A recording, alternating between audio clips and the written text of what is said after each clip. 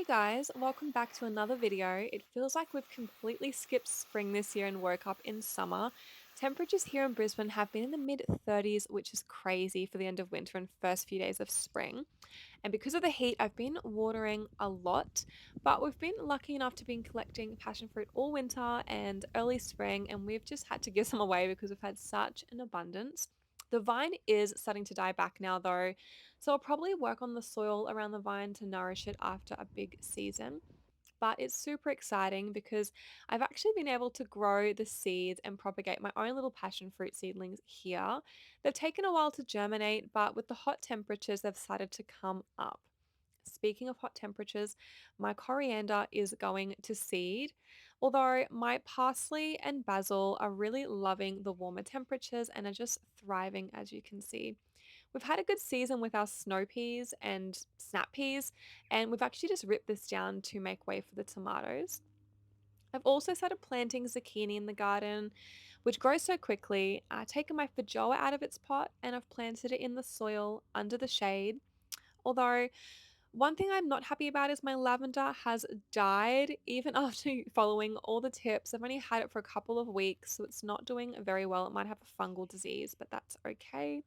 My herbs and I think tarragon is kind of doing okay. The other herbs better, but I might just rip out that little bad part there.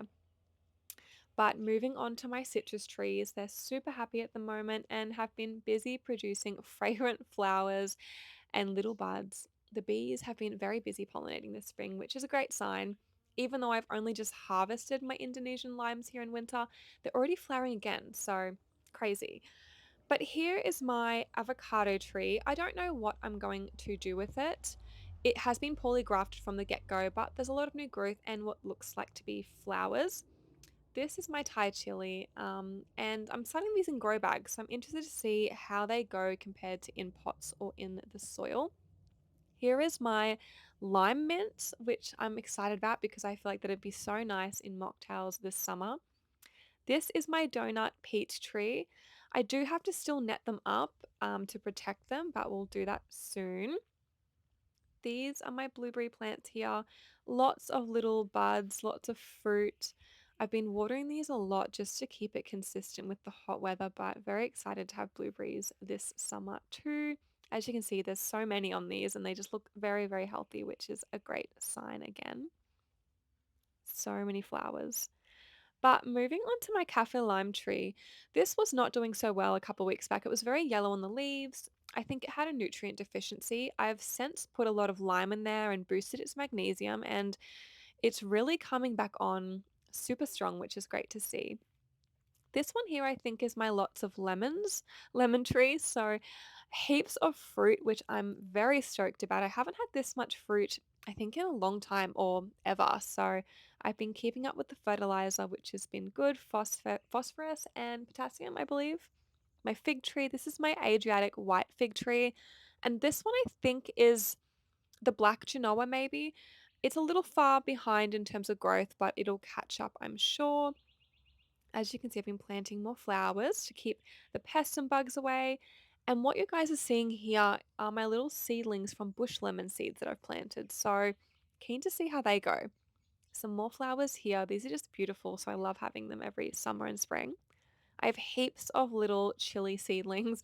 I don't know what I'm going to do with all of these. I might give some to friends. I've got spring onions in the ground, heaps of tomato seedlings in here, Chinese celery, asparagus, which I've since now planted into its pot, which is exciting. I also have more here, more tomatoes, basil that's not supposed to be there. These stakes here, we've actually just popped up, and these are what's going to support our tomato plant. As you can see, they're kind of close together, but we don't have heaps of space to work with. Here, we've actually dug this whole section out, kind of to make way for more plants this summer. So this is a combination of soils and mushroom compost. So really good stuff. And I've been planting in that, which I'll show you later in the video. I'm just obviously combining some mushroom compost and eggshells. This is going to go under my tomato plants once they're ready to be planted out. And here I have radishes that have bolted. So they're going to the worms.